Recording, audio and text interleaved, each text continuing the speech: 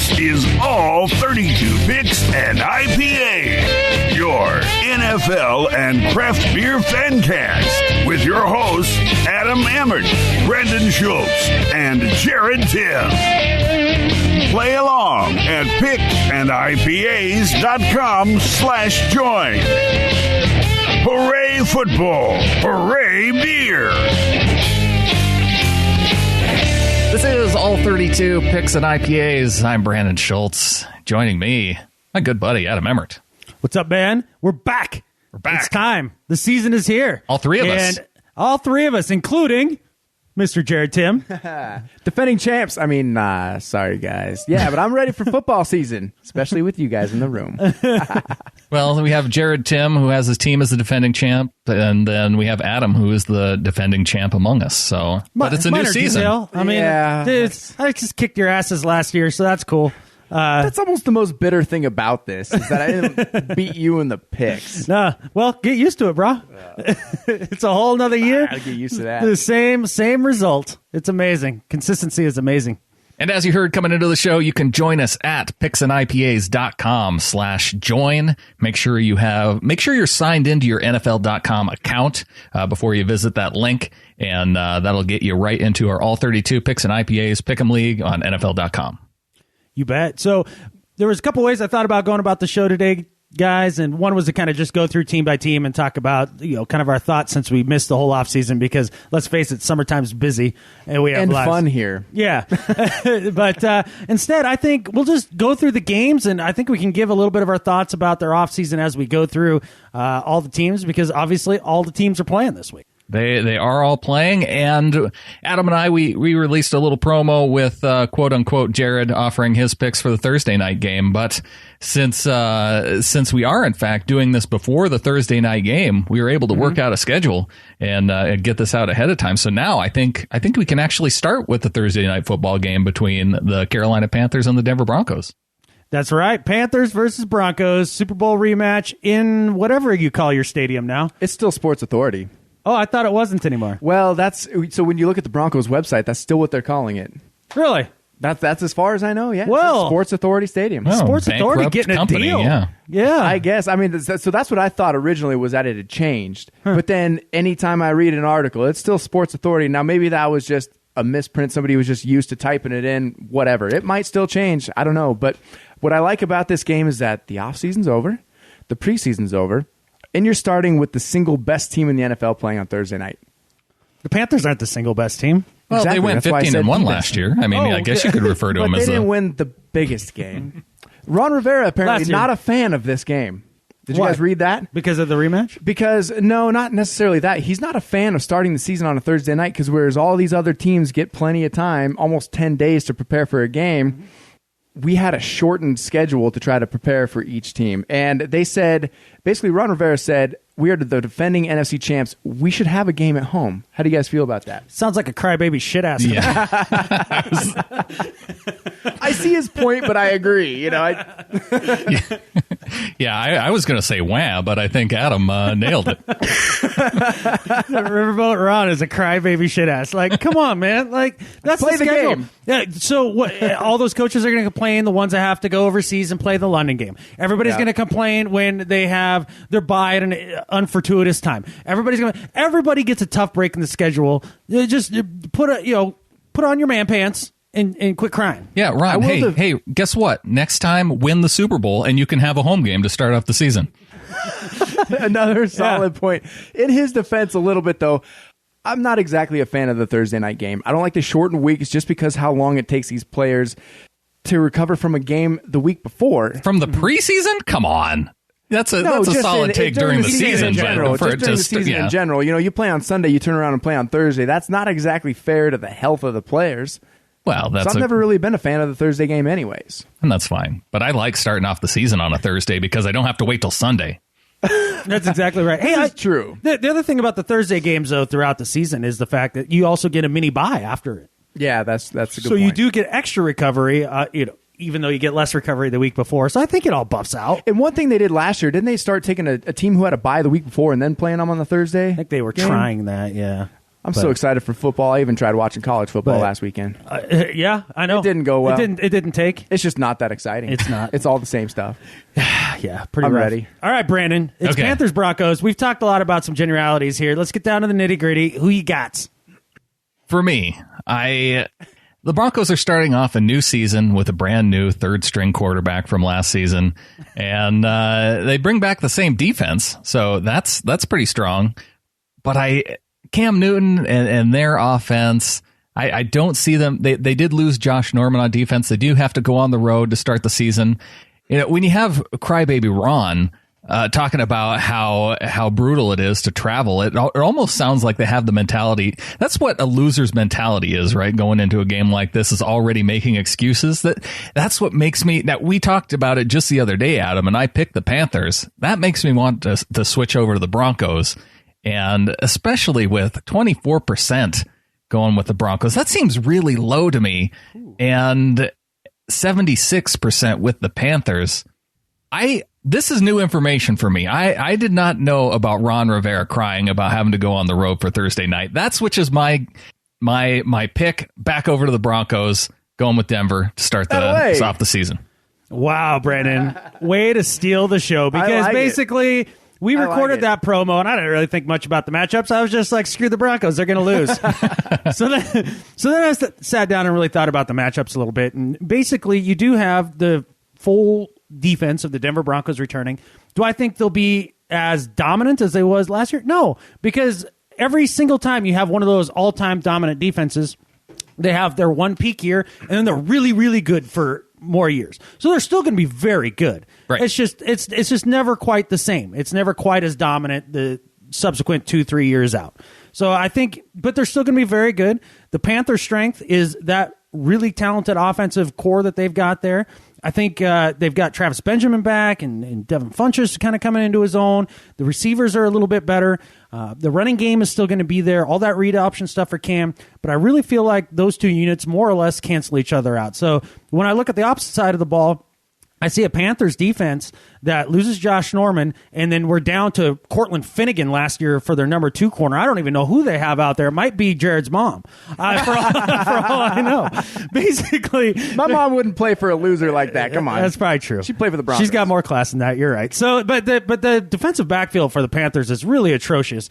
And the one thing that the Broncos need is a soft secondary to get the seamen out there to go out there and try to win games. And so basically, I think it's a better matchup for the Broncos versus the Panthers defense than vice versa. And so when I boiled all that down, I am also switching my pick. I believe the Broncos will come out on top in their home opener. Now, Adam, I don't want to gloss over one thing that you just said, because I think you mispronounced Travis Simeon's last name. I don't think so. It's the seaman. It is Simeon, but I knew Adam was going to roll with the semen thing all year long, just because he couldn't help it. I can't. And so I was like, man, he's going to call my quarterback the Jizz. At some point, he's just going to start calling him the Jizz. Yeah. And so that might actually be what's going to stick. You get the jizz of it? Our offense is going to get the jizz of it. Yeah. No, so the semen. That's sticking.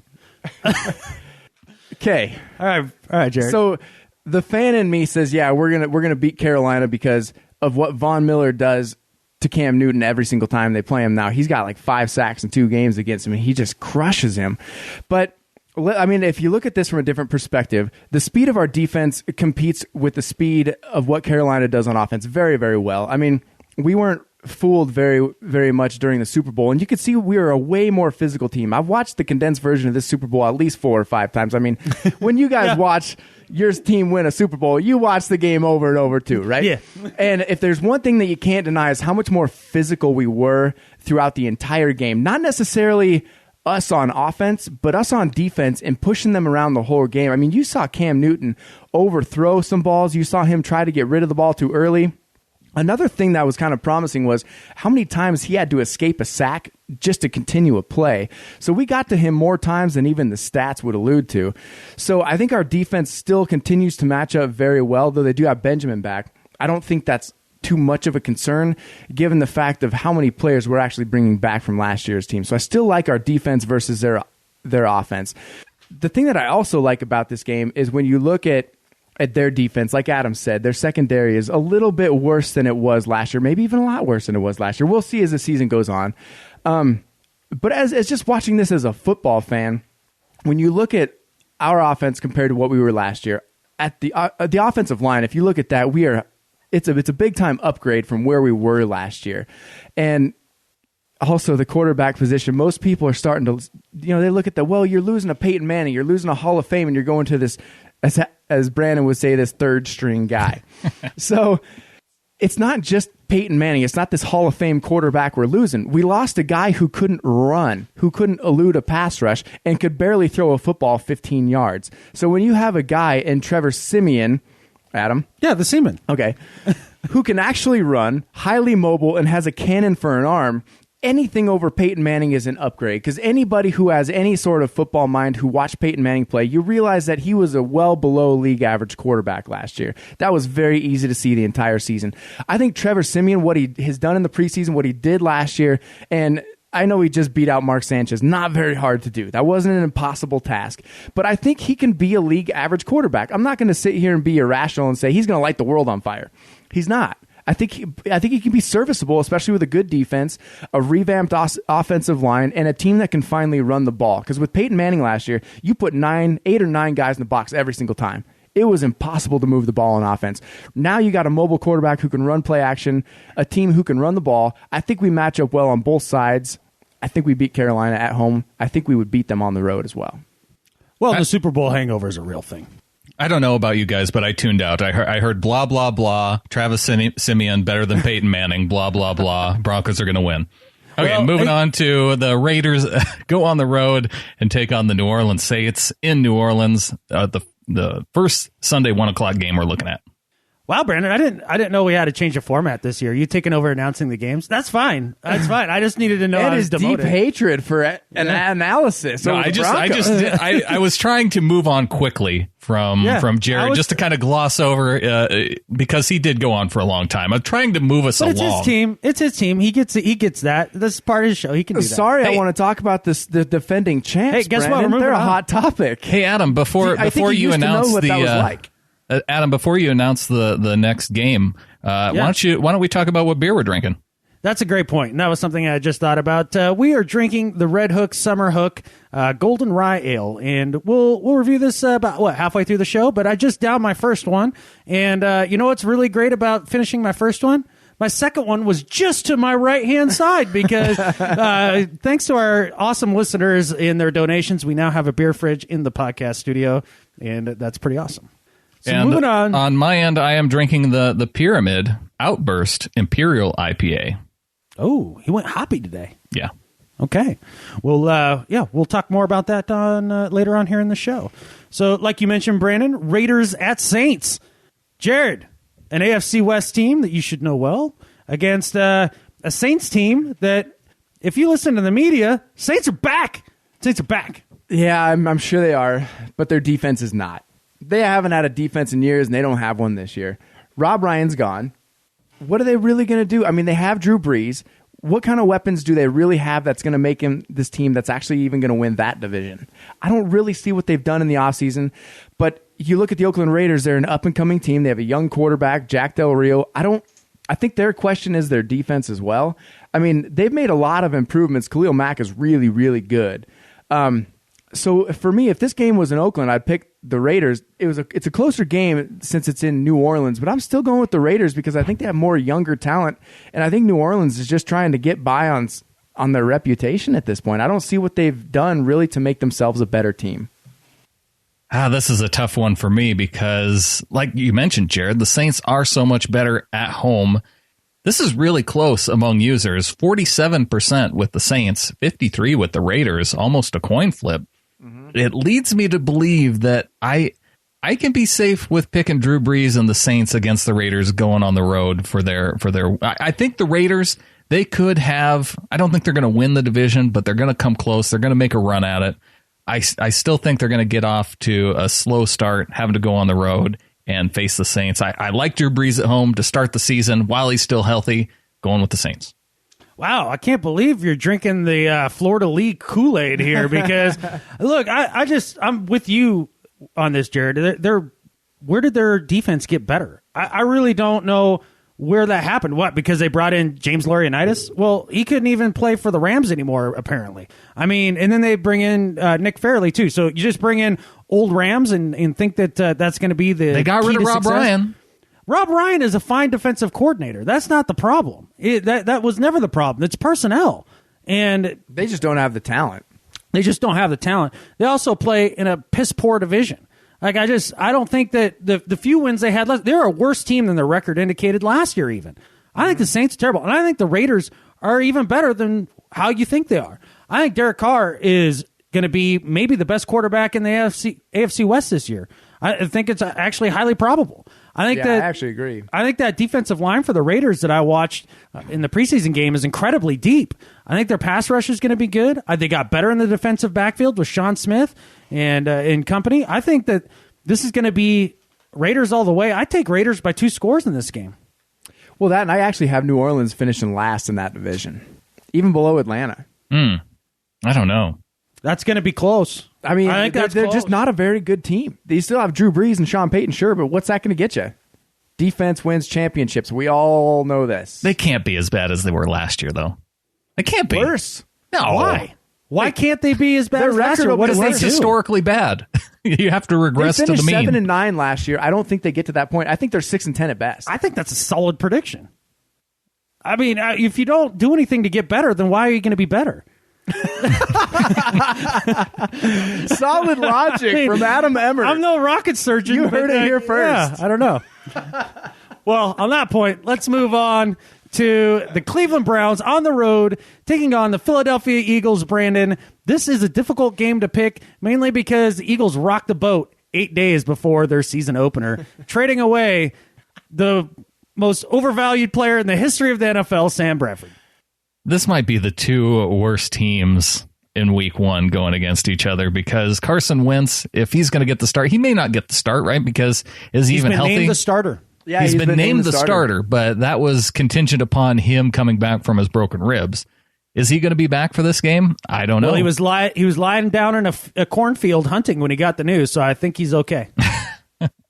And what do you have on the opposite side of the ball? Robert Griffin starting for the Browns? Mm-hmm. Yeah. Oh, you can't even pick this game based on quarterback. No, maybe not. But you've got 2 teams that are in rebuild mode, so that's an interesting thing to look at. I don't know, Brandon. I mean, what's a user consensus got? Is that going to guide you at all? It'll have to. Consensus? It's the home team and the user consensus that's guiding me on this one. 77% of users with the Eagles. That leaves 23% with the Browns. I'm going Philly. Interesting. See, I look at this, and RG3, I'm telling you right now, is going to be comeback player of the year. I like what I saw out of him in the preseason. He's better than he was when he was finishing up with the Washington. He's starting to put together some confidence. Hugh Jackson, much like Adam Gase, is a guy that can really get a quarterback back to his top level. They've committed to Robert Griffin. He doesn't have to look over his shoulder. Josh Gordon's back. They've drafted like 7 receivers on top of that. And I know they lost a couple of offensive linemen. That is concerning. I know their defense isn't the greatest in the world, but give me one thing about the Eagles that gives you any point of direction other than the fact that they just jettisoned a bunch of money that they're paying for Sam Bradford and got in return a bunch of draft picks. Like, that's the only direction I see on them is for the future. Right now, that roster's pretty barren. I mean, if you're Colin Jenkins, if you're what's the safety's name? Now I'm drawing a total blank. Malcolm Jenkins. That's who I was thinking of. If you're Malcolm Jenkins, if you're Fletcher Cox, you got to be wondering to yourself, what is this team doing? I'm in my prime. I think that Eagles roster is really weak. I don't think Doug Peterson is all that great of a coach. I'm taking the Browns on the road with the resurgent RG3. So I have one question. Are we doing a toilet bowl this year? And can this be it? Mm-hmm. Okay, because both of these rosters suck. I do think Cleveland's defense was a little bit better than they got credit for last year. Their problem was they were on the field the entire season, and they got worn out by like week 6 because that offense couldn't move the ball a lick. This year, I don't see much difference, man. I saw RG3 throw like 3 good deep balls in preseason, and that was it. You're right, Adam. He has come back, and he will come back, and then he's going to go away. He's either going to get hurt or he's going to fade because he's not that every down type of quarterback who can go through reads and progressions every single drive. I've never seen that in him, and I don't think we're going to see it here. I'm going Philadelphia because they're at home. Make a toilet bowl flush, somebody, please. Good enough. Alrighty, I could very much make that same toilet bowl sound for this next game, only because that's what happened to the Minnesota Vikings season when Teddy Bridgewater basically lost his leg when his whole knee blew up. But we've got the Minnesota Vikings on the road versus the Tennessee Titans. This is an interesting game in the sense that we won't see Sam Bradford right out of the gate as he's learning the offense. At least that's what everybody has said. It's going to be Sean Hill. The Vikings have a pretty good defense, fairly well-loaded defense. Titans, though, have looked fairly solid in the preseason with Henry, the kid from Alabama, running the rock pretty well, and Mariota looking solid. I don't know, Brandon, are you just writing off the Vikings already, or are the Titans a team on the ascend, or the Titans still in competition for the first pick in next year's NFL draft? I don't know. I think I need more options. Can you give me a few more options than you just did? Pass. Well, I think that, as you mentioned, the Vikings defense still strong. I think that's what neutralizes this Tennessee Titans offense. To me, yes, Mariota's got another year. He has a year under his belt. It looks like they have some nice pieces on the running game. I don't think they're going to be able to run the ball all that well against the Vikings, and that means that Mariota's going to have to try and make things happen on third down. I see the Vikings defense as being strong enough to hold off the Titans offense, and that leaves me with the Vikings offense against the Titans defense, and I think they still have enough to get done. Now, Sean Hill, he's going to be going week one. He won't be injured yet as an old man. What is he? He's probably Carson Palmer's age by now, so it could be just a matter of time before he goes down, and that's why they want Sam Bradford insurance. I don't know if that's very good insurance to buy, but it'll get them by in the meantime. They still have Adrian Peterson. They got a couple nice receivers on the outside. I like the Vikings along with 66% of the users. I also think that the Sam Bradford insurance company is highly overrated. And you have to overpay for what you're going to get. I mean, Adam had talked about it. Sam Bradford, this is just ridiculous to me. I mean, there's so many other quarterbacks you could have really gone. Sanchez is better than Bradford at this. Well, I don't know that. We don't need to talk about that. That might be a debate. I don't really know. But no, but that's the point, is that could be a very legitimate debate, right? And you could have had Sanchez for free or Bradford for a first and a fourth. Yeah, I think what they gave up for Bradford, that's ridiculous. And Brandon, I agree with you. I think it comes down to Minnesota's defense. They still have a good defense, and people are just willing to count the Vikings out after Bridgewater went down. And to me, I understand that they're not going to be as good without Bridgewater because of where Bridgewater was heading in his progression as a quarterback. So this year compared to last year, I think everybody knew that he was getting better and was going to continue to get better. So where you thought of him this year compared to where they are now with Sean Hill, not very good. But with Sean Hill compared to where Teddy Bridgewater was last year, I think it could be even fairly comparable there. And so I don't think they're going to regress from last year. I think they're going to be the same exact team because I don't think Bridgewater last year going to Sean Hill or maybe even potentially Bradford is going to be that much of a downgrade considering you still have Adrian Peterson. It is a downgrade from where Teddy Bridgewater was going to be. So, I mean, all that said, I think Derrick Henry is an imposing force for Tennessee. His physique, he's an incredible physical guy, and I think he'll help their running game. I think Mariota gets a little bit better for being the second best quarterback in that draft last year, but I still think Minnesota wins this game because I still think they're going to be the better team. So, one thing I've learned about the picks league is that early in the season before bye weeks, if you're going to take risks, that's when you do it because you have a lot more opportunities to make up points to get into the bonus every single week. So basically, the first thing when I look at this game is Sean Hill looks like a beer league quarterback, man. His beer gut is bigger than mine. Like, seriously, it looks like he just rolled off a couch and is just like tossing checkdowns. Like, that's what Sean Hill's doing. He's awful at this point in his career. The Vikings defense is very good, don't get me wrong, but Derrick Henry is an opposing force. You start running the ball a little bit. Mariota looked fantastic in preseason. Old man Andre Johnson looked like he was ready to play again this year in the AFC South. I saw him making some great catches. This offense is loaded for bear. I think they can put up a few points while the Vikings offense, even with the great AP, who's 96 years old now? Doesn't matter with him. Yes, it does. Father Time runs the fastest 40 out of everybody. He will catch you. And he's definitely going to catch up with AP. I think AP is still going to be a very good back, but he's certainly not the best back in the league anymore, and he may take another step back this year. It just happens with running backs. And to pin all their hopes on an aging running back and a stout defense at this point and a beer league quarterback, I'm taking the best quarterback in last year's draft, Super Mario, and the Titans. Titans all the way. All right, moving on. Just going to shake my head. Yeah, that's what Brandon did too. All right, moving on. AFC West showdown, a divisional game right out of the gate. I don't know if you want to be a whiner and a complainer like Riverboat Ron, like this would be something I'd complain about more. Getting a divisional game week 1, that's tough, man. San Diego Chargers, I know they're not a good team, but I mean, it's still tough. It's a divisional game. The Superchargers on the road against your Kansas City Chiefs, Brandon. Fine. You always love the Chiefs. I do. I you like have the Chiefs going far every year. I like the Chiefs to win the division this year, actually. And to me, this is the easiest game on the schedule, apart from the Seahawks game, for me to pick. The Chiefs, clearly a better team than San Diego.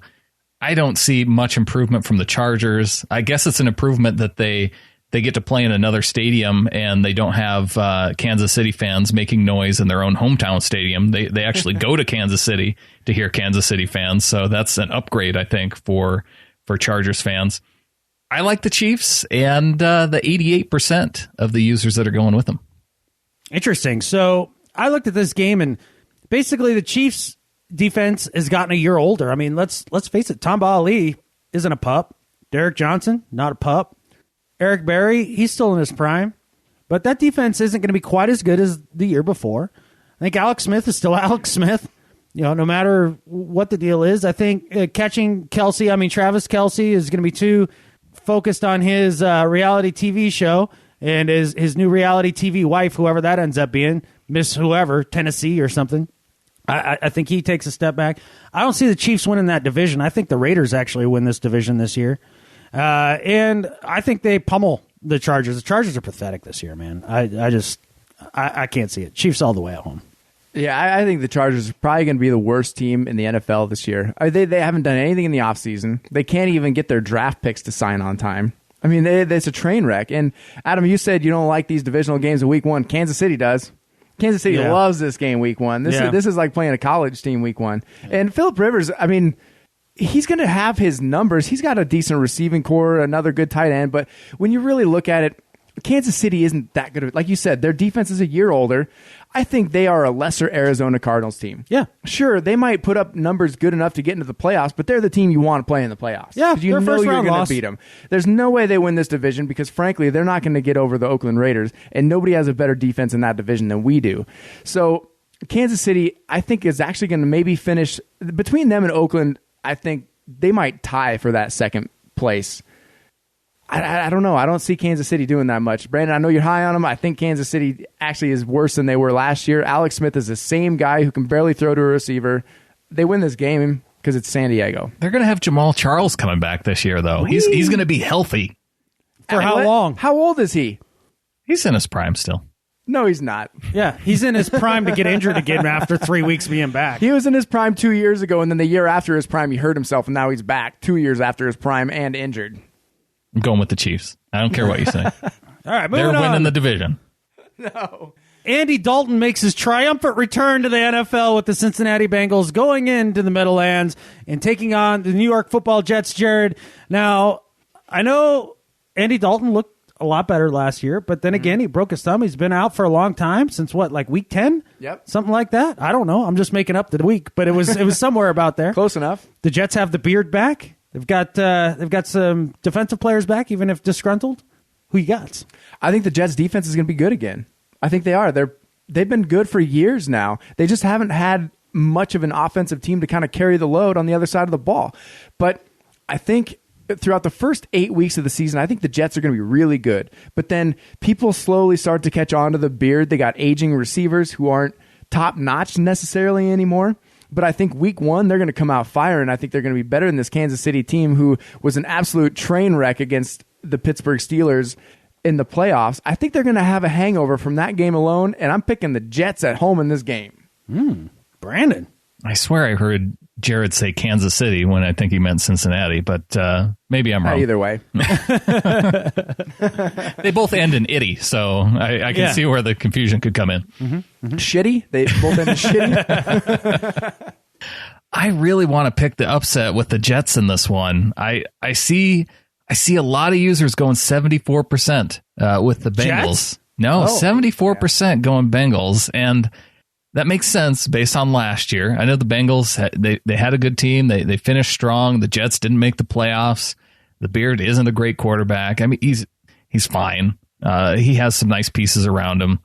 And the defense is good. It's Fitzmagic. It's Fitzmagic. I love me some Fitzmagic, which makes me want to pick the Jets. So I'm going to do it. I'm going with the 26%. Well, week 1 is the week to take risks. This is one that I'm not taking that on because the Bengals are clearly the better team. They returned pretty much everybody from last year. They're a solid team. This is a very Bengals game to win. A meaningless week 1 game against a non-divisional opponent. Non-divisional opponent. So this is easy for me. I think Andy Dalton's been itching to come back and to show everybody that he can pick up right where he left off. And like you said, the Beard... Not top tier quarterback, but serviceable. They lose Chris Ivory, which I think is a big deal for them.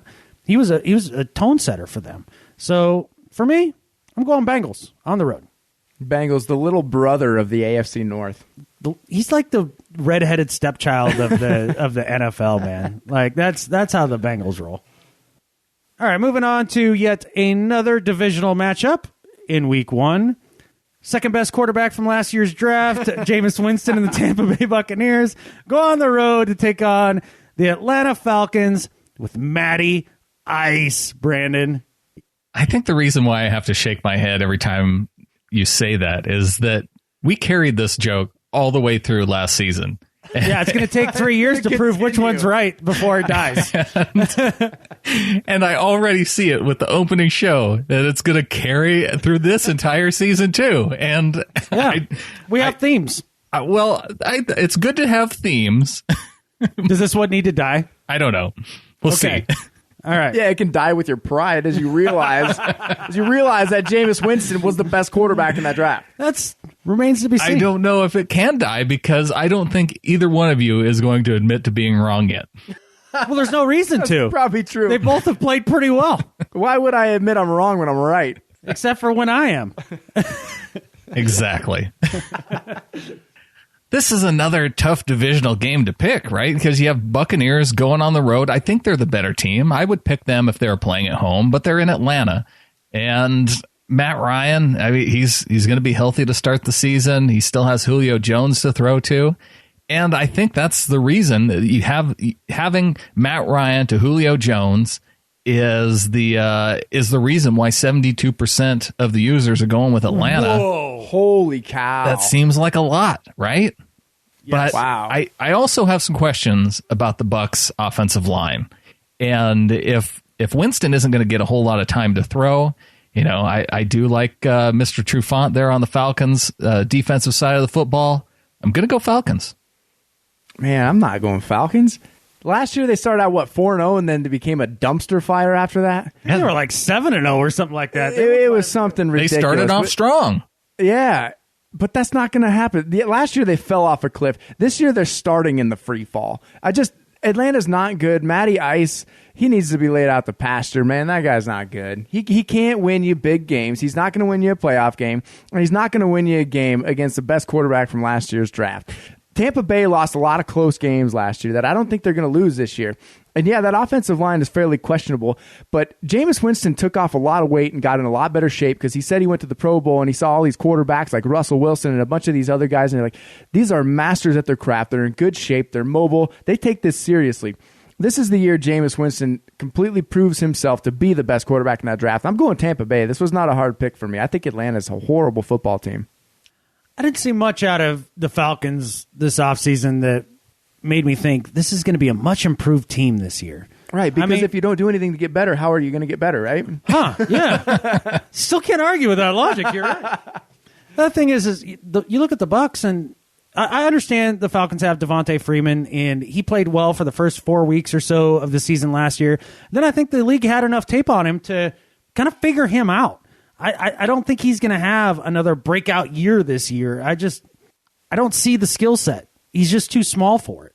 I think Matty Ice is past his prime, just like you said, Gerrad. He's still a 13th best quarterback in the league or something like that. And on a team with a stacked defense and stacked roster, he might be able to win you a Super Bowl. Well, he wouldn't win you the Super Bowl. He'd just be the caretaker as the rest of the team wins the Super Bowl. But they're relying too much on that air raid style offense and Julio Jones and the air offense. When I look at the Bucs, I see a team that you have questions on the offensive line, Brandon, but they invested last year in a couple offensive linemen through the draft. They acquitted themselves well all last year. They took our second best offensive lineman and J.R. Sweezy, plug him in. I think he's an upgrade for them. Except he's hurt. Yeah, he's coming back at one of these points, but I was just kind of speaking in generalities. Doug Martin got paid. Muscle Hamster is in a good mood. He's feeling good about life. I see him running wild. And I think with those weapons, with Mike Evans and company, I think Jameis Winston easily puts them over the top in this game. I'm going Bucs. If I had to pick this game based on my favorite nicknames, I would go with Muscle Hamster and the Bucs. You know what's funny is that Doug Martin would not on that very same basis. He hates that. No, name. he does hate that name, but that's why you got to keep using it, right? When you have have somebody that tells you they hate their nickname, you don't stop using it. Right. It gives you fuel to keep calling them that. Right. The seaman. All right, moving on. Buffalo Bills on the road. T-Mobile takes on Joe Flacco and the Ravens, who waive Justin Forsett, the guy that led them in rushing 2 years ago with like 1,000-odd-some yards, got hurt last year, waived, gone. What are they doing, Brandon? They brought him back. They brought Forsett back. Did you not hear? They did? Yeah. I did not hear. He's back. They waived him and then they brought him back. Oh, I see. So it was a contract maneuver. Probably. Okay. Still doesn't matter, though. And the Ravens are still going to stink. Older. Yeah, they are. Yeah, this is another one of those games. It's kind of a coin flip. The Ravens are at home, but the Bills, talk about. Do we have to put this on a T-shirt now? If you haven't done anything to get better, how are you going to get better? Will that fit on a shirt? At least a bumper sticker. Because to me, the Bills are in this situation too. What have they done to get better? I don't see it. I think the Ravens are due for an improvement. And Joe Flacco, if you ask him, he's still an elite quarterback. If you ask him, that's what he'd say. I'm sure he is. Yeah, he'll tell you that right from his parents' basement. And he and 58% of his other friends got NFL users to vote on NFL.com. 59% with the Ravens. I'm leaning Ravens in this one. Are the Baltimore Ravens the most overrated team every single season?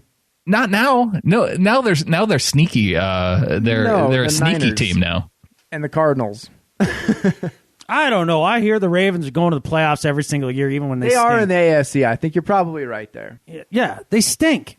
They stink. They're the third best team in their division at best. At best, and even then, I think the Browns are giving them a run for their money this year. I have them finished in third in that division too. Yeah, but the Bills are maybe the third best team in their division. They are. Between them and Miami, I think finishing in the bottom of that division, yeah. Because I think they're better than Miami. I think New England and the Jets are finished on top of them. Maybe. I think maybe there's a little addition by subtraction for the Bills this year. You get rid of loafer Mario Williams, who is just a detriment to team morale. I think the unification of the brothers Ryan is going to make a huge difference on that team. What you need is you get all the Ryans together. And not only that, don't you forget Buddy Ryan passed away this offseason. This is in memoriam of the great Buddy Ryan this season. The brothers Ryan are dedicating this season to that. They paid T-Mobile. They've got great talent in Shady and Sammy Watkins and all that stuff on offense. They're going to be fine on offense. In defense, they got, again, addition by subtraction. I think they'll get it together scheme-wise. I like the Bills. Bills are beating up on the Ravens. So when we talk about teams that don't get better in the offseason, how are you going to be better? I think both of these teams, neither of them really did anything to make themselves better in the offseason. So you figure the Bills ended up 8-8. Baltimore was 5-11. Yeah. By default of record, I think Buffalo is better. But you also look at Sammy Watkins being hurt like he was last year. T-Mobile getting hurt like he was last year and playing the rest of the season injured. Those two guys stay healthy. I think Buffalo is an improved team. I think they could be a 10-6 team potentially. But I think Buffalo, just talent across the board. And I was a bit of a defender with Baltimore myself. I was like, well, they're drafting pretty well. That's why they let all those defensive guys go 2-3 years ago. It's like, because they got guys coming in. They don't. Man, Baltimore's bad. I'm going Buffalo. Man, you got old man Hester signed to the Ravens. You got Steve Smith coming back. You have Joe Flacco coming off his knee injury. That's a team getting better, guys. Yeah, if by better you mean getting ancient. Hey, better with age, right? They are a fine something. And week one that works. Now, week 10, that's a different story. Yeah. Maybe. Next up, this week's beer review. All right, guys, let's talk a little bit about this beer we're drinking today. Gerrad, I'm going to give you the opportunity to do the first read of this year. Inaugural read, Gerrad. No pressure. Don't fuck this up. Okay, so here goes. Redhook Summerhook Golden Rye Ale is what we're drinking. It is 4% in alcohol, a little bit weak. But I figured since this is technically still summer, let's go with a summer beer before all the fall beers start coming out and all the interesting stuff. Yeah, considering the two of you took the summer off of drinking for the most part, like you guys needed an easy one. I needed a warm-up beer. Okay, so let's see what it has to say.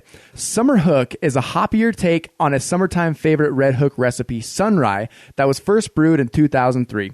Brewed with rye malts and Northwest hops, Summerhook is a refreshing and seasonable golden ale that's perfect for the summer months. It's an interesting beer. I'm not generally a wheat beer fan, in the Heffy family. It's not usually my favorite thing. But because of the addition of the extra hops, it does have a crisper finish. Like, I always feel like those wheat beers have like an odd, almost syrupy aftertaste. Like, that's how it always feels to me. This is a little better than that. It would be a good summertime beer. I can see that. It's not heavy. It's definitely on the lighter side of things. Well, I'm not big on wheat beers either, but I think rye rather than a golden wheat gives it more of a flavor. Okay. So I like it as a summer beer. Yeah, and it's a little sweeter than some, and I think that kind of fits in with the summertime thing. Now, Brandon, I know you were you were drinking a different beer. You may want to read about it. Oh, well, I don't know if I have a read on the bottle here because, that normally comes on the actual 6-pack. So, and you just got a Tolly. So I just got a Tolly. And since I'm a one-man drinking crew on my end, it didn't necessarily make me sad that I didn't get to drink a wheat beer because I'm kind of in the same. It's a rye. Okay. It's a lot better than your regular wheat beer. Yeah. Okay. Well, this is the Pyramid Outburst Imperial IPA. It's a dry hopped IPA, and I like the Pyramid Thunderhead IPA.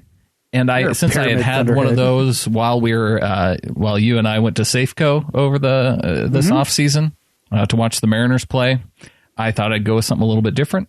And this, to me, I like the Thunderhead more. I maybe this one's a little bit too hoppy on at 80 IBUs, but it is 8.5%. So as Gerrad's warming up from not drinking in the off season, I went straight to the 8.5. So note to self, if you're picking off Brandon's picks, if you're basing your picks off that, second half of the show, take them with a little more grain of salt. Right. I'm going to go straight user consensus because I'm not going to trust myself. That's hilarious. Might as well be drinking a malt liquor over there. Yeah, man. You got the Mickeys up next? Is that what you're doing? It was actually when I went to 7-Eleven, this was on the shelf just right above the malt liquors, so I could have just as easily grabbed one of those. Give me that bottle opener. We got some catching up to do. Yeah. All right. Let's get into the rest of the picks here, guys, for the rest of the week. A lot to go here. Bears on the road versus the Texans. Adam Gase leaves the Bears. John Fox and his mediocre coaching. One more year, Gerrad. If you're not getting, if you haven't done anything to get better, how are you going to be better? Yeah. So I'm not going to sit here and lie and say I don't wish Brock Osweiler was my quarterback because I tried that last year and nobody bought it. Nope. Okay. He leaves and he's not our quarterback. I'm a little offended by it. Yeah. I think Brock is going to be good. I really do think he's going to be a good quarterback. Now, he'll be, I think, league average to maybe a little bit above average because he's got a really strong arm, and he got to learn from one of the greatest. The issue I have with him is that he doesn't take chances downfield. He does not like to throw the ball downfield. So I think as he goes on, I think he's going to learn that, and I'm still going to watch him just, him being a Kalispell native and everything. I love the root for him, and I do think he has the tools to be successful, though, given his stature, how tall he is going to be prone to some injuries. But I'm going Houston. I mean, J.J. Watt will definitely be on a pitch count without a doubt because he hasn't played the whole preseason. He's coming back from a fairly decently serious injury, and you don't want to rush him back too much, especially against the lowly Bears team who, like Adam said, Adam Gase is gone. Cutler's going to be a train wreck. John Fox is a mediocre coach. I'm going Houston at home. Oh, yeah, this is one of the other easier picks for me with Houston at home. Lamar Miller is the running back. Brock Osweiler is the quarterback.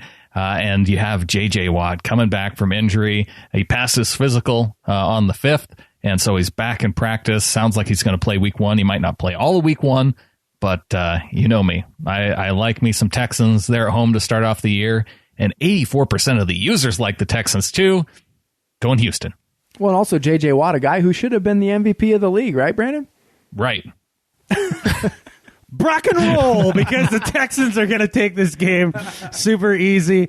Look, the Bears, no Adam Gase, but they do get Kevin White this year, who was their first-round draft pick from last year, who was injured all of last year. I think he can be a straight beast of a receiver. You pair him with Alshon Jeffries, and I think that's a dynamic tandem. But then you lose Martellus Bennett in the offseason. I think that's a major blow for that offense. He was kind of a security blanket for Cutler. And then I can't name you a starter for the Bears defense. I honestly can't. And I just Danny Trevathan. Oh, okay. The Broncos. Interesting. He's an undersized middle linebacker, and for that defense, he's probably going to get hurt, but he's good. He's fast. Yeah. And tackles well. Okay, so one guy. Yeah. All right. Is Peanut Tillman still there? What? Is Peanut Tillman still? Peanut Tillman punched out. Brian Urlacher? Nope, still not there. He's got hair now. Oh, Really? Brian Urlacher has hair now? Yeah, he does. How about Mike Singletary? Yeah, still no. His saucer eyes still not out. But as far as Brock Osweiler goes, I think that he has the potential to be a franchise quarterback. I said it all last year. I think he got some of the reps under his belt last year. I think being the full-time starter, not having to look over his shoulder, I think is going to be a big improvement for him. And then talk about the idea of being reluctant to throw it downfield. I think he's going to get over that quickly when you got DeAndre Hopkins to chuck it up through.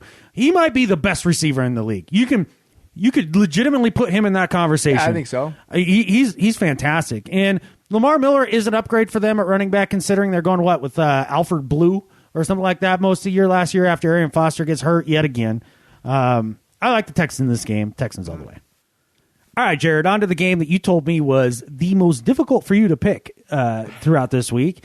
And I can't say that I disagree with you. Green Bay Packers, but they're on the road facing the chicest pick in all the NFL, the Jacksonville Jaguars. Who you got?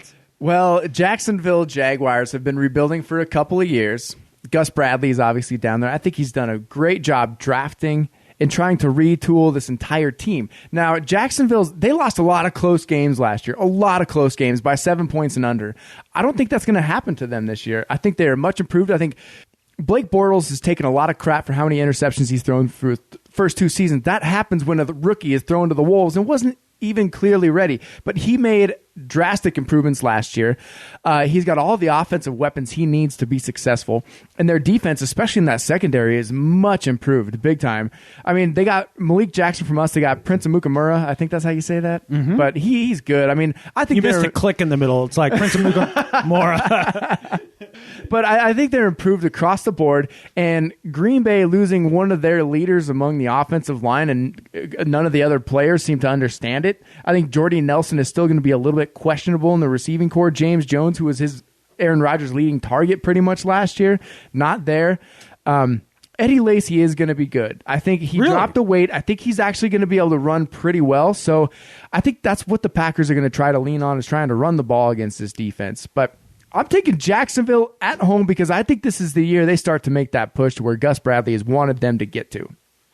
Holy smokes, that 4.5% is kicking in, because with the 8.5%, I was thinking about taking the Jaguars too, which is why just, a couple minutes ago, I said I was going straight user consensus for the rest of the show.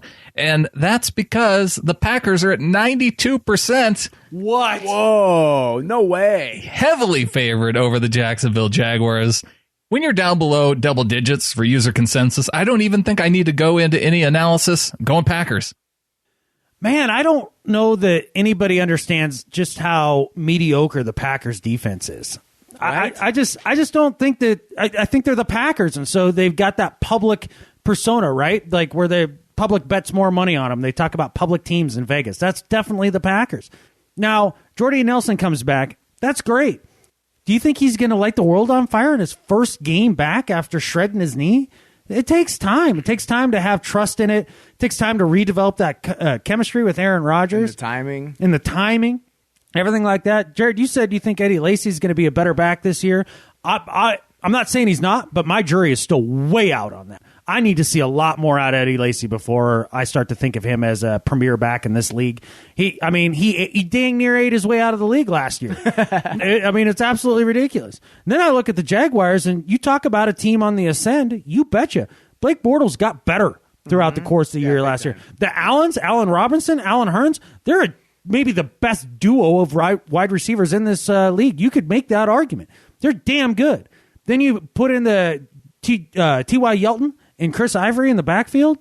That's T.J. Yeldon, yeah, T.J. Yeldon, yeah. You look at that. That's a loaded offensive team. But then they sneakily have been building on defense since then. They built the offense first under Gus Bradley, and now they're getting to his bread and butter. I can't remember the name of their first-round pick from last year, the defensive lineman. He's back after Dante Fowler Jr. Yes. He's back. He's back after being injured all of last year.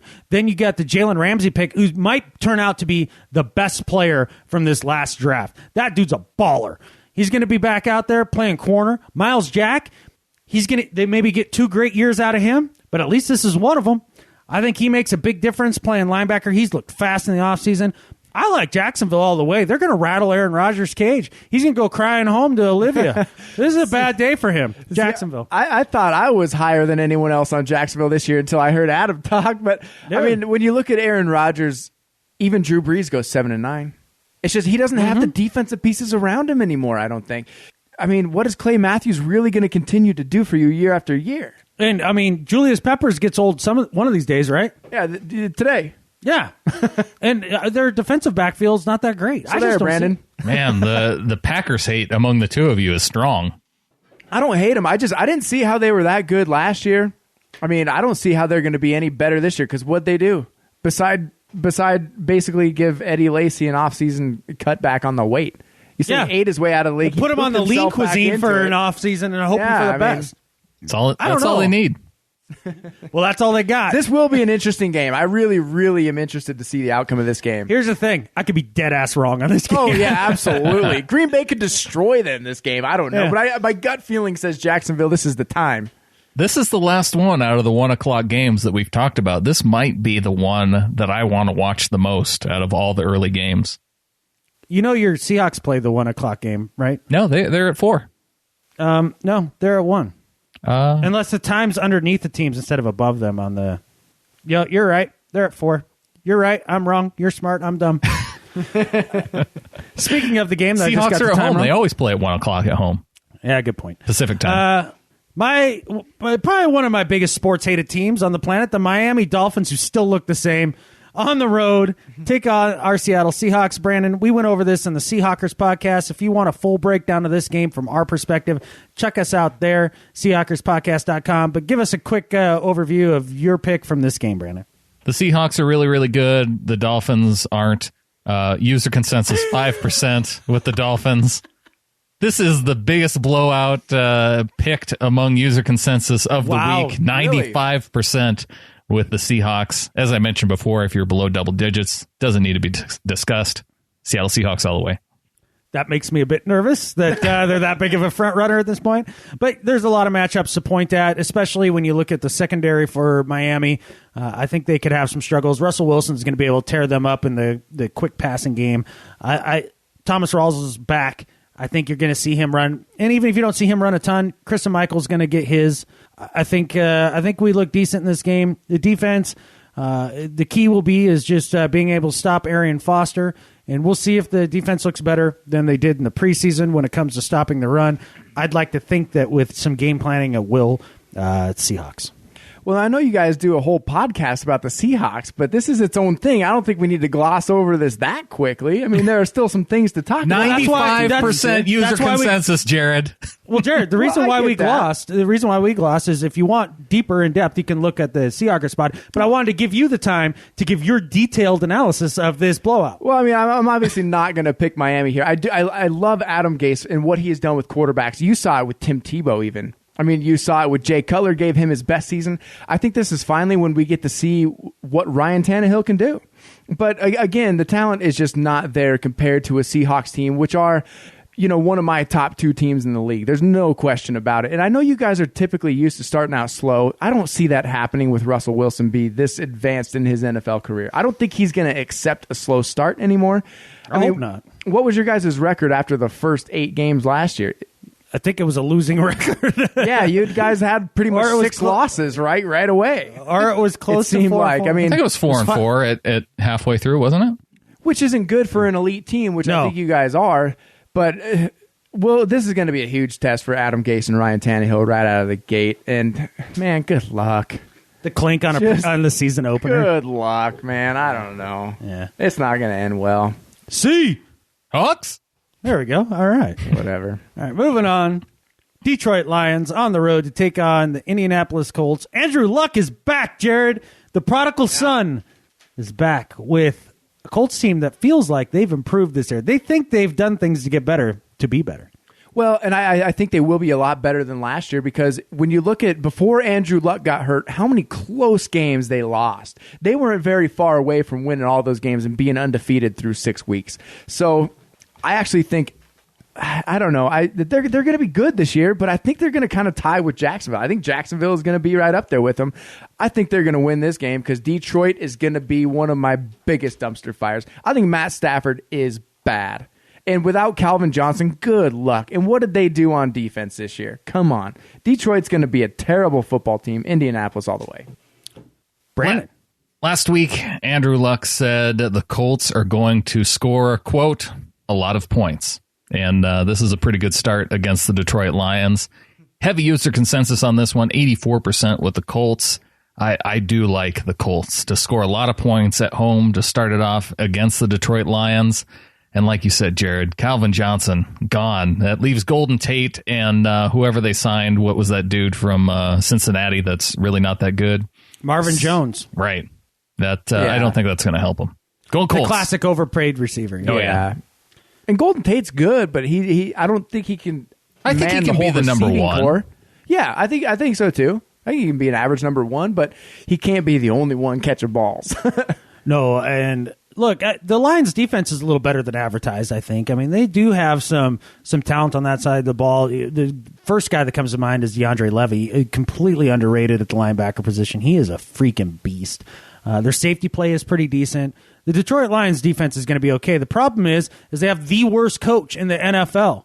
And if you'd ask him about it, he'd give you the same look that he gives even if you told him he just won $1 million. That same blank stare.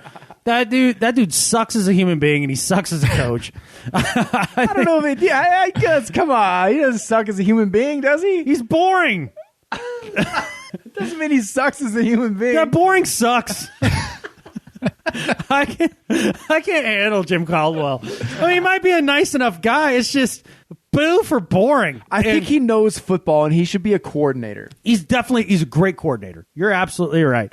He's the accountant of the NFL. That's basically who he is. Yeah. Calvin Johnson being gone. Stafford is the ultimate chucker. Well, him and Cutler need to arm wrestle over who's the best chucker in this league or the biggest chucker. Chuckers all around. It's going to be tough for the Lions. Now, with that said, I picked the Colts, but I hate picking the Colts because the Andrew Luck regression from last year, that was real. That wasn't pretend. That wasn't that he just had a down or an off year. He was a turnover machine. And he had a decent team around him that kept him in those games that they barely lost. I need to see him be more careful with the ball before I'm back on the Andrew Luck bandwagon. I'm off of it for now, but I'm still picking the Colts at home. But wait, wasn't Andrew Luck the best quarterback to come out of that draft? That's what they said. ridiculous. Second best. Yeah, turns out by a long shot. Turns out there was one far better. Not even close. And he was 7 inches shorter. Can I ask you guys a question real quick? We don't have to spend time on it. Matt Stafford or Jay Cutler? Who do you got? Stafford, just because I hate Cutler's demeanor. Yeah. Cutler. Yeah, I'd go Stafford on this one too. You're taking Chuckler? Yeah, just because he was a Bronco at one point. Okay, that's fine. All right. What a homer. That's fine. I get it. All right, moving on. New York Football Giants and the remaining Manning in the NFL takes on the Dallas Cowboys. Takes on the Dallas Cowboys, Brandon, with my man, Dak Prescott. Yeah, Dak Prescott playing behind that stacked, the stacked Cowboys offensive line. And throw it to Des Bryant. So and Ezekiel Elliott looks good. They have the right pieces on offense. And I think down the road, this Cowboys team, this time next year, if I were to look at this exact same game, if Ezekiel Elliott had a year of NFL time under his belt, if Dak Prescott had a year of NFL time, I would be all in on the Cowboys on this game. I like the Giants, even though it's going to be on the road. They made, talk about a team that made some upgrades in the offseason. Now, they maybe didn't spend their money as wisely as they could have, but they went out and they did something to try and get better.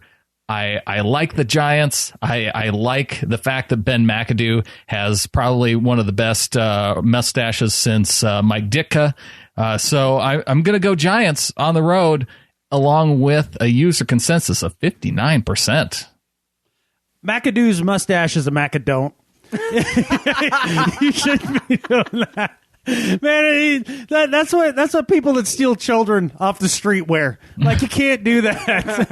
When they drive an IROC Z. Either that or an El Camino. Like, yeah, it's not good. You can't be doing that. But the thing about this is that this was difficult for me to pick on paper right out of the gate because I did like Dak Prescott coming out of the draft. Jared, you didn't hear my analysis of quarterbacks. No, but I knew that you liked him coming out, though. Yeah, and I at first, and I'll take a picture of this and actually tweet it out.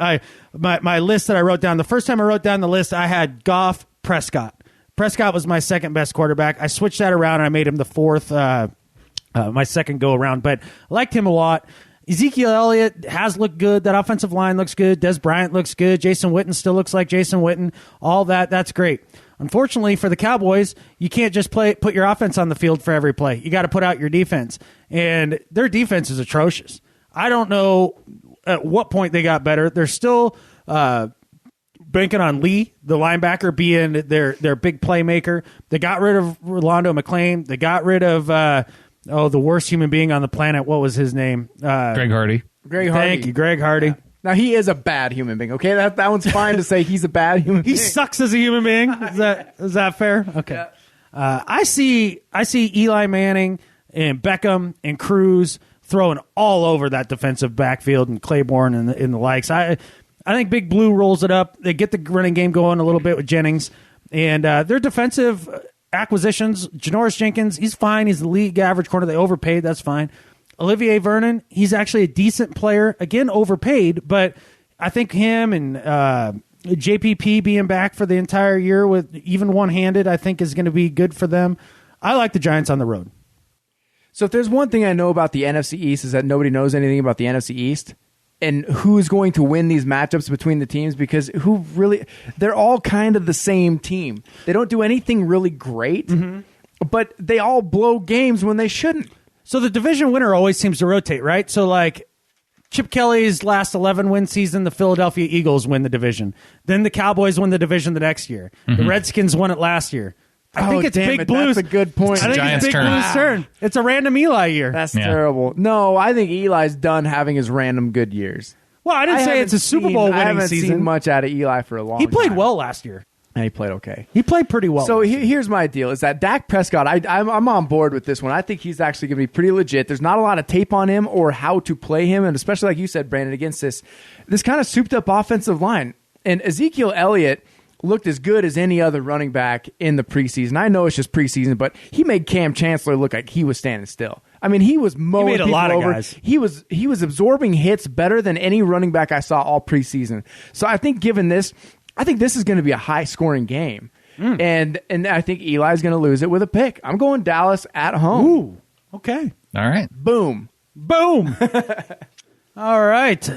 The Tom Patriots and the Brady's Tom Patriotless go on the road to face Arizona Cardinals and Old Man Palmer. Gerrad, since both Brandon and I hate the Cardinals a lot, let's start with you. I hate the Cardinals, too, just because I'm tired of hearing how they're Super Bowl contenders, and they never are. And how they all try to be so much cooler than they are. Well, and Steve the only reason that they won that division last year was because the Seahawks, for no apparent reason, started out slow. They're just not that good of a team. I don't see it. I don't see how they got that much better between last year and this year. And Carson Palmer is just not going to win you these big-time games. And when you look at New England, their defense got better in a very secretive and creative way. You know, they went out and got players from Arizona that are going to make them better. Jimmy Garoppolo, I don't think is going to be all that good. And playing without Tom Brady as the New England Patriots, you're pretty much naked. But I think a naked New England team beats Arizona because I am so tired of Arizona being this overrated with aging receiver and Larry Fitzgerald. Granted, I love the guy. I think he's good. But how long is Buchanan going to get by playing like that? I don't think very long. I don't think Arizona is going to sustain this whole Super Bowl contender mentality all year. And I think they're going to actually regress from the beginning of the year last year to where they are this year. And I think New England comes in and beats them at home. Wow. 4.5% kicking in toward the end of the show. Yeah, New England's just a better football team. They're a better football team with Tom Brady, not necessarily with all across the board. I don't think they're better than the Cardinals right now. You got Rob Ninkovich suspended for the first 4 games. You have Tom Patriot out, Genghis Tom. I would like the Cardinals just get so much luck. This Cardinal luck from last year's carrying over to this year with Tom Brady being suspended for the first 4 games. I don't like it because it makes me have to pick the Cardinals. And yes, a lot of people picking the Cardinals. Well, maybe not as many as you might think. 73% going with Arizona. 27% with New England. I think the Cardinals start off the season with a win at home, and the NFL set them up with a really easy schedule to kick this off. I could see the Arizona Cardinals going on a run early this year. So I look at this game, and the Arizona Cardinals have a more talented roster without Tom Patriot, the Genghis Tom being there. I think that in and of itself means a Cardinals win when it's your home opener. But the big thing with the Cardinals is they're an aging roster, right? Carson Palmer's ancient. Chris Johnson, ancient. Patrick Peterson getting up there in years. Well, and I think the Honey Badger's going to take him a few games to get back into the swing. Get back. Larry Fitzgerald, ancient. But it's week 1. No, you guys are talking like it's week 10. You're making my entire point. It's week 1. And so these guys are going to be fresh. And so they're going to be able to go out there and actually perform like their younger brethren. It's going to be about week 7 when you start to see them wear down. And that's when the age catches up with these guys. So being in week 1, I think they'll go out there and throw the ball around and do Cardinals things. And I'm taking the Cardinals at home, and it feels icky. I guess just one of these things is like New England doesn't play Arizona very often. Mm-hmm. But do you guys really mean to tell me Bill Belichick can't solve the Carson Palmer riddle? Come on, you guys.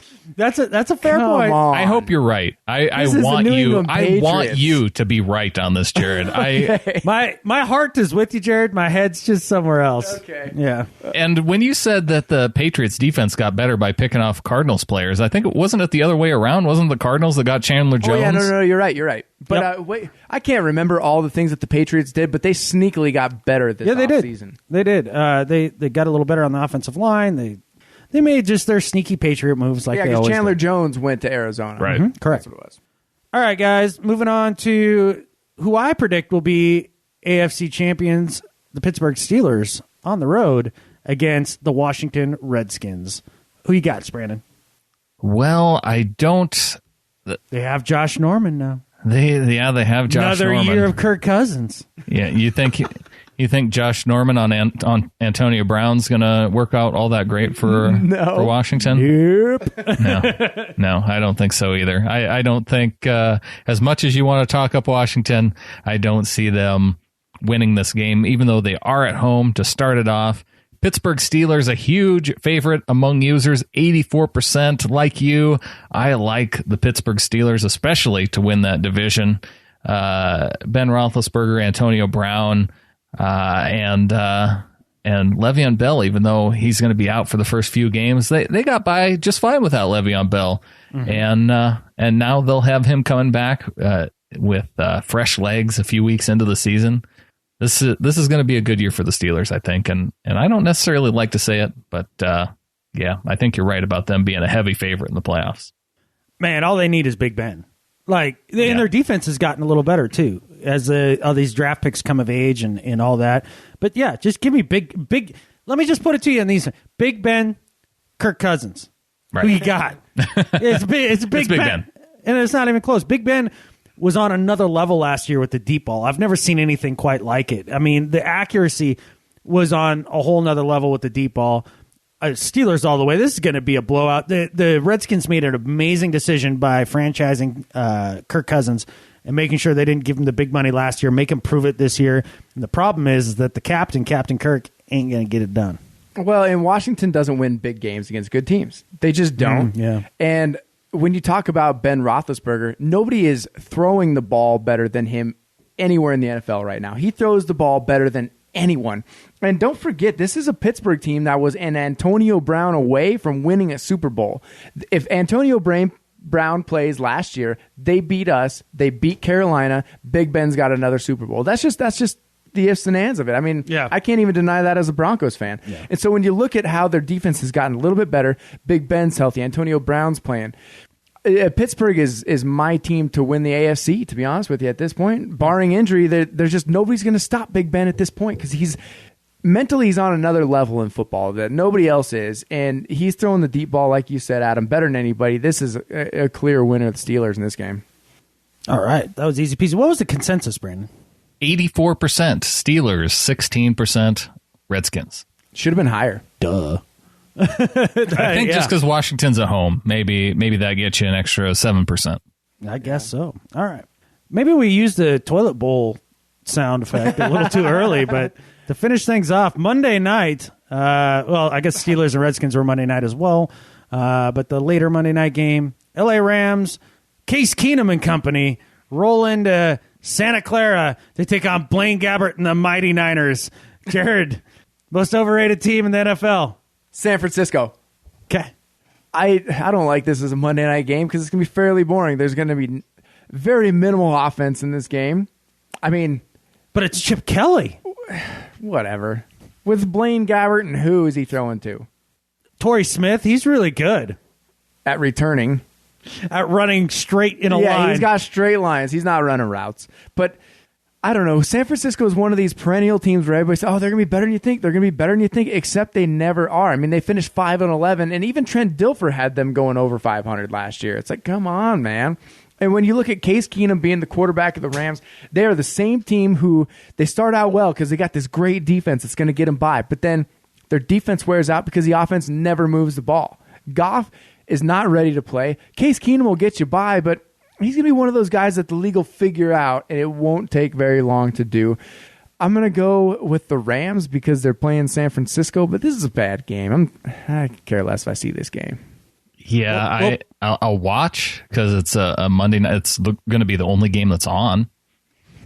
But if it were 6-3, if the final score was 6-3, would either of you guys be surprised in this game? Nope. And Gurley had 65 yards. When it's all said and done, he's going to get shut down by the San Francisco defensive line. Well, that's the one position group the Niners have some strength in, and I think Todd Gurley might be one of the more overrated players in this league.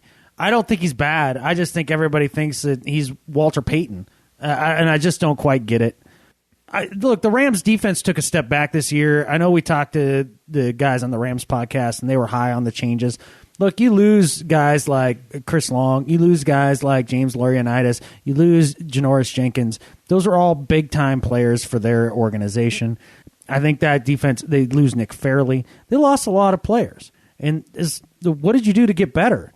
Well, you drafted the number one pick in a quarterback, and unfortunately, he won't even be active for this game. He couldn't even beat out Case Keenum or whoever else. Sean Mannion. Yeah. Kid from Oregon State they drafted last year.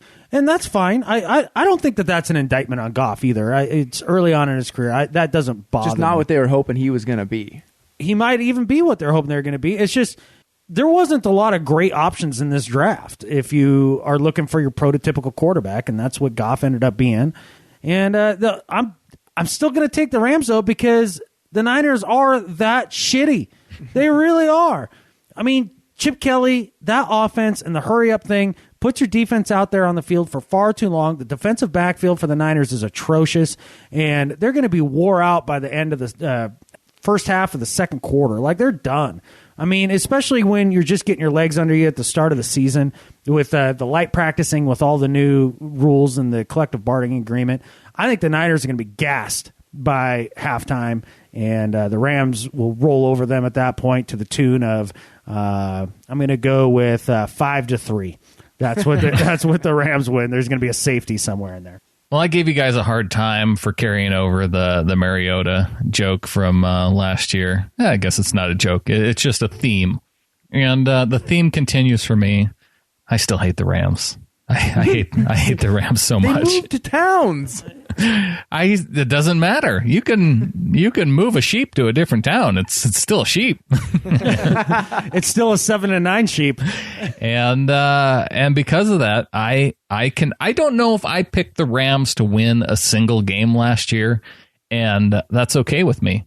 Because I'm going to continue to do it.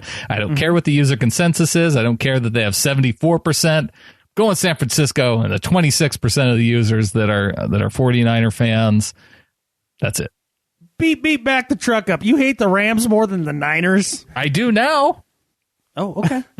So here's my biggest question about this 49ers team and Chip Kelly. So this is a guy with the most serious ego of any coach in the NFL right now. Do you think he can actually adapt his game to keep his defense off the field? Or do you think he's just going to keep doing the same college thing he's done and then wind up back in college at some point? I watched the preseason. He was doing the same thing. Yeah.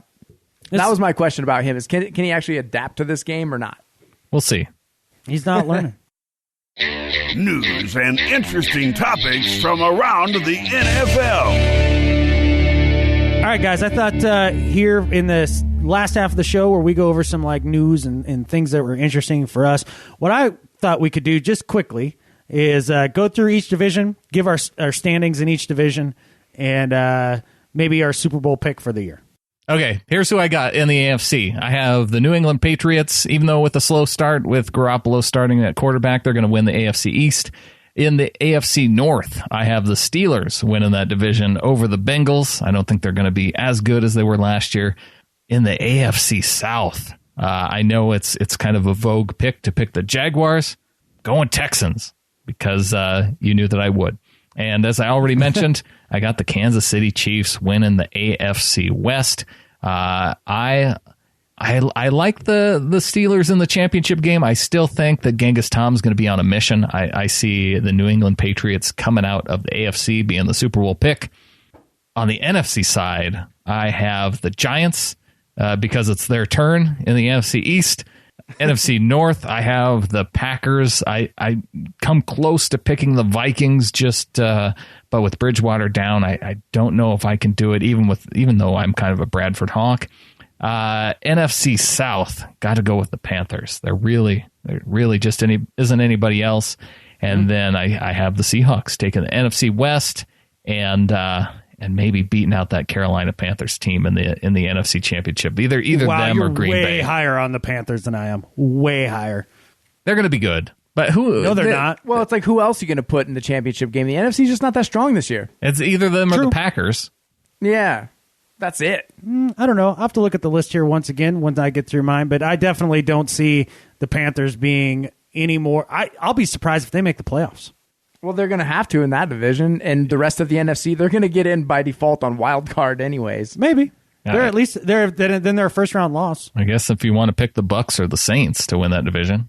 I know exactly what I'm picking in that division. I'll tell you in a sec. Okay, Peace. So I am going to go down my list of who I think is going to win. The AFC East, let's start with them. New England, clearly, because Tom Brady is not going to lose that division. Are you going to give us first, second, third, fourth in each division? Yeah. Okay. So second, I'm going Miami. Okay. Because I think Adam Gase is actually going to get Tannehill to play decently. And this is going to be peak Tannehill year. This is going to be his peak. And then third, so I have a tie pretty much between Miami and Buffalo. Wasn't really sure there. But I think the Jets are going to finish last. Let's go to the AFC North, since that's the order that Brandon went in. Mm-hmm. Number 1, Pittsburgh, by a long shot. Then I got Cincinnati, as you would say, the redheaded stepchild of the division. Yep. And then I got Baltimore and then Cleveland. Pick either two of those to finish on the bottom. Doesn't matter. Sure. AFC South. Number 1, Indianapolis, because I think they're going to edge out Jacksonville just barely. But Jacksonville gets in on like a top-tier wild card, and they're going to finish second in that division. They might even have the same record. I wouldn't be surprised.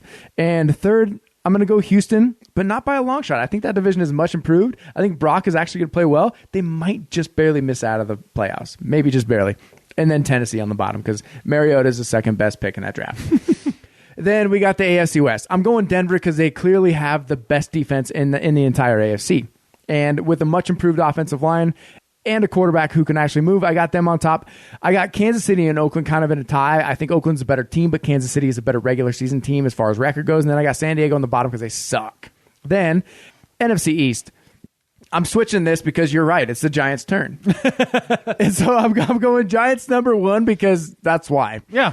And then I'm going Washington, Dallas, Philadelphia in that order. Okay. Let's go NFC North. Okay. Number 1, I got Green Bay. Number 2, I got Minnesota. You can interchange those to me because, frankly, I'm not high on Green Bay and I'm not high on the quarterback play in Minnesota. Number 3, Chicago. 4, Detroit, because Detroit's horrible. Then NFC South. Number 1, Carolina, because who else? Tampa Bay, maybe? I think they might actually compete for that, so maybe I shouldn't say who else. Tampa Bay might actually compete with that. I got them close, number 1 and 2, and Atlanta and New Orleans at the bottom of the barrel. You can switch any one of those. NFC West, I got Seattle, because I think halfway through, Arizona is going to become that train wreck older team, and they're just not going to win a lot of games. But Seattle's the best team in the NFC, I think. Number 3, St. Louis. Number 4, San Francisco. All right, man. Those not bad picks. I don't know that I can tell you that you're wrong, except for sometimes you're wrong. I'm going to start out with the NFC West just to get that out of the way because I am a bit of a homer in that degree. Hey, wait a second. I'm looking at your list here, and you had Arizona atop of Seattle. That was from last year. Oh, those okay. are last year's standing. Then I ranked them on the left. Oh, gotcha. All right. So I look at the NFC West. Seahawks are the best roster in the NFC. I think they have the number 1 roster in the NFL. So I go Seattle, Arizona, St. Louis, and San Francisco. That is not earth-shattering, so I'm not even going to spend much time on that. I think we all know the reasons for all that. NFC North, just because of the Bridgewater injury, I'm going Green Bay. I don't feel great about it. I think Minnesota could, just like you say, be neck and neck with them down to the end. If Bridgewater was playing, I would have picked Minnesota. Yeah, big time. That would have been easy for me. But I'm going to go Green Bay, Minnesota, Detroit, and Chicago because Chicago is horrible. It's Detroit and Chicago. I don't know which one's going to be worse. Yeah, I just think I just like Stafford over Cutler. You said you like Cutler over Stafford. Yeah, I think that's why we have those flip-flopped. And I think that makes a lot of sense. But neither team matters. You bet. All right. And then the NFC East, like I said, I just feel like it's Big Blue's year. Because that's the rotation. So ridiculous, but it is. It is. It's the rotation. I think after that, you can flip a coin between Dallas and Washington. I think I'm going to go Dallas because Tony Romo will come back. And I think Dak Prescott can keep the ship afloat. And I think Jay Gruden's not the greatest coach. And I don't know what they did to get better over the offseason as far as the Washington Redskins. I know they got Josh Norman, but he's looked like a dumpster fire in their system up to this point. And that whole thing about him being the best corner in the league, that's real funny. So I think I'm Does going. Tony Romo play again? He can't stay on the field, though. No, I'm not saying he'll play for. Tweaks him. He'll play 5 weeks. Yeah, you know what I mean? Could he make it through the preseason? He couldn't make it through 5 plays of the preseason. He got hurt on the 3rd play. So I'm going Giants, Dallas, Washington, Philly. I think Philly is in full-on rebuild mode, and I think their organization thinks that too. NFC South. I think Carolina's going to have the struggles this year. I kind of think they do too, especially with their secondary taking a step back. They had a great record in the worst division in football that I can remember in a long time. I think that the Super Bowl hangover is incredibly real. Mm-hmm. Most teams that lose the Super Bowl do not even make the playoffs. the next year. Well, and not to reference the Broncos here, but when we lost to you guys, got blown out because we didn't have composure, we didn't have the talent of the roster. I think the same thing happened to Carolina. You look at us the next year, we lost the first game in the playoffs to Indianapolis the next year. Yeah, I mean, yeah, it just takes a season to heal, and I think that's what it's going to take for them. Also, I think that defense got a little worse with Josh Norman leaving. I know I just panned him with the Washington Redskins, but he did fit. He was good with Carolina, though. He fit in the Panthers situation, but they just didn't have anybody else around him. I don't believe in Carolina. I'm picking Tampa Bay to win that division. I do You could very easily be right. As much as you and I argue over Mariota and Winston, it doesn't even matter that much. I think Winston can actually play, and I love Doug Martin, and I love those receivers. I think that defense is up and coming. God, who's their linebacker? They have a linebacker that I think is just a freaking stud, and I can't think of his name for the life of me. He's a little undersized, but he's fast as hell, man. I think he's an amazing player. I like Tampa a lot. I go Tampa, Carolina, New Orleans, Atlanta, and it'll be interesting to see Carolina play Tampa Bay. That would be a good game. Yes, it will be, actually. All right, so moving on to the AFC. Let's go with the AFC East first. Genghis Tom, obviously out 4 games. They still come back and win that division. I don't see that as being much of a problem. I have Buffalo at number 2. I believe in the brothers Ryan. I do. I think they make the playoffs, and Rex Ryan saves his job this year. Players do love playing for him. Oh yeah, absolutely. Other than Mario Williams, like the players do love playing for anybody. But they still have Kyle Williams. They still have a lot going on that defensive side of the ball that I like quite a bit. And T-Mobile, Shady, and Sammy Watkins, that's a formidable trio. Buffalo number 2 for me. I'm going to go with the New York Jets in 3rd and the Dolphins in 4th, just because it is a transition year for the Dolphins, and they're devoid of a lot of talent. Moving on to the AFC North. This is easy for me. Pittsburgh is my Super Bowl team from the AFC. They are number 1, and they may be the number 1 seed overall. Yeah, I have them as my number 1 team in the NFL right now. Yeah, they'd be my number 2. Because if Ben goes out and Landry Jones is playing, they're obviously the worst team in the NFL. But, Hey, Landry Jones isn't that bad. I mean, he's pretty bad. He's better than a lot of backups. Can be. Yeah, I don't know. I thought he played way better than Vic. He came and they ran that fake field goal last year. He was a holder and still threw a pick. Yeah, that was funny. They can't all be winners. No. So I'm going to make this short and sweet. Pittsburgh, Cincinnati. I think Cincinnati has their very steady 11-5 year. First round loss in the playoffs. Maybe Dalton stays healthy the whole time, but I don't know. I just don't see it. I have Cleveland finishing 3rd, just because I think RG3 is going to have a solid year, and Baltimore stinks. Yeah. They really do. I mean, I just don't see the talent on that roster. Their best player is the wide receiver Akeem. Like he was real good towards the end of the last season. I love Steve Smith. I'm rooting for him. He's old. He's old and coming off an Achilles. Ask Kobe Bryant how that goes. Yeah, it doesn't go well. AFC West, I am going to go with the Oakland Raiders to win that division, just because I think they did improve significantly on defense, and they have the best offense in that division. I think it's going to be real close between them and Denver. Well, Derek Carr is just going to take another step up. We saw what he did last year. I think he's only going to get better. I think they're real close. The only reason I don't put Denver as winning that division is because you hate me. No, because these are my legitimate thoughts. In I could or could not be right, clearly. But like I said before, everybody's expecting in Denver for that defense to be the exact defense it was last year. It can't be. It historically never has. They will be really good, but not that dominant. I mean, the defense just won 4 games just on defensive scores near the ends of games last year. In so many tight games, I just don't see that happening again. I think that you lose half of those and you win half of those rather than winning all of those. And I think that's where kind of the bummer comes in. I think the difference between the Seaman and Brock Osweiler, I don't see that as being a huge difference. I think that those two guys are going to be very similar throughout the year. I think they both play about the same level. So this whole idea that the Broncos got way better at quarterback, I think they got the same. I think we're saying we're better at quarterback over Peyton Manning. I think anything's great over that. Oh, sure. But you also won a lot of those games under Brock Osweiler, too. Right. So I don't know that overall it got way better at quarterback. I've yet to see the Broncos run the ball with any consistency for the last 5 years. They need to prove it to me. Maybe you guys do. I don't know. And Amari Cooper for the Raiders, too. Yeah, Amari Cooper, Khalil Mack, and Bruce Irvin, man, they're just a solid team. So I just, that's my gut. That's where I'm going. So Oakland, Denver, KC. Good luck, man. I don't know. I just that same. They're the Arizona Cardinals, a lesser Arizona Cardinals. You know what kind of team they are, and then everybody is going to be able to see what they are yet another year. It's a great comp. So Casey, and then San Diego, you said worst team in the NFL. I think them and the 49ers will be chasing that. So a couple Southern California teams chasing that. And then moving on to the AFC South, this might be one of the more interesting divisions in football to me. I think so too. You can make a legitimate case for Houston, Indy, or Jacksonville. Yeah, I think so. And I really wanted to pick Jacksonville because I love me some Gus Bradley, and I love the direction they're going in. They need one more year. Yeah. They need one more year to grow. You might be right. And then, especially in that division, when you look at Houston, how they had such a good defense that almost got them a playoff win last year. If they could have just had some offensive They made the playoffs starting 17 different quarterbacks last year. And now they have Brock Osweiler, who's going to be at least league average. I hope he stays healthy. I think he will. He wouldn't have made it too many more games last year. Between Lamar Miller, Brock Osweiler, and DeAndre Hopkins, that offense is going to be much improved compared to what it was last year. It has no choice but to improve. It has no choice. I like that tandem a lot, or that whole trio a lot. Combine that with that defense, and I got Houston winning that division.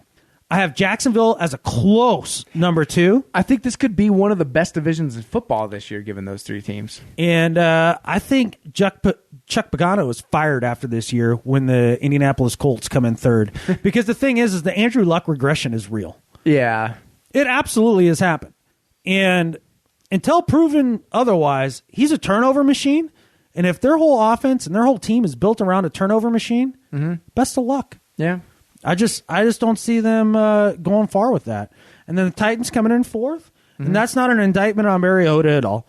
No, it's just there are 3 better teams than his right now. There's just his roster is just poor. Yeah. They don't have the defense to really pull through any of those games. He can't do it alone. He can't. No, and that's fine. Yeah, and like you said, it's not an indictment on him. It's just that's where Tennessee is right now. That's where they are right now. So that's it. My Super Bowl pick being Hawks versus Steelers.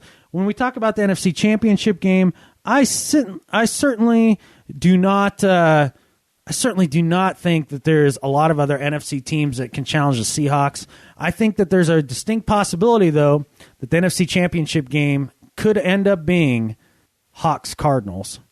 Could be, but it's going to be a cakewalk. It's going to be a blowout at that point, which doesn't bode well for playing in the Super Bowl. Having a cakewalk before the Super Bowl, that's tough. It can be. Yeah. The fan in me says it's going to be a Broncos-Hawks rematch. The logical mind of me says the Seahawks are the only team in the NFC because everybody else kind of sucks. And Pittsburgh, barring injury, nobody's going to stop that offense. Yeah. Nobody is. Yeah. And the thing is that Super Bowl, Hawks-Steelers? Good luck. Tell me who the winner is, but I'll tell you what the score is going to be, 51-49. I would take Pittsburgh in that. Right now, I would take Pittsburgh. Yeah. Just because of how good they were last year, and if they had Antonio Brown, they were there. Clearly, I'd take the Hawks, but it's going to be an interesting year, regardless. I mean, 50-50, but... All right, guys, I think that wraps up our first inaugural episode of Picks and IPAs. Gerrad, it's good to have you back. I know you had a busy summer. Yeah, it's good to be back. And here is week 1 of the NFL season. Oh, my God, I'm so happy. Finally. I don't even have to watch college football. Do you want to hear the best news ever, Gerrad? Yeah. We have NFL Sunday Ticket. You know what that means, Gerrad? We can watch it while we're working. That's exactly right. So we're grinding wheels down in Northern California. This weekend, we will be watching the football games. Hopefully we're done by then. That'd be even better. Hopefully we're done by then. But that's great. And I think with all that, there's only 2 things left to say, and that is hooray beer. Hooray beer. Hooray football. Hooray football, and go Broncos. Go Hawks. Peace.